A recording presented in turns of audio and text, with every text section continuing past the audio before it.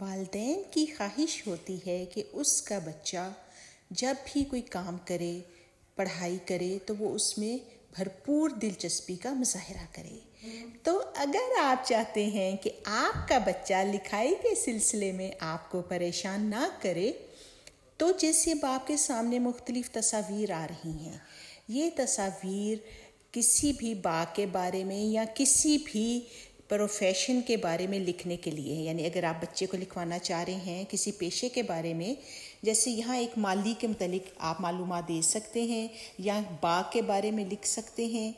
کہ باغ میں کیا چیزیں ہوتی ہیں، باغ میں آپ کو کیا نظر آتا ہے، تو پہلے بچے کو آپ یہ تصاویر دکھائیں، یا اگر آپ کے گھر کے پاس کوئی باغ ہے، کوئی پارک ہے، وہاں لے جائیں اور بچے کو ان چیزوں کا مشاہدہ کروائیں۔ اس کے بعد بچے سے املا لیں اور پھر بچے کو لکھنے کے لیے کہیے۔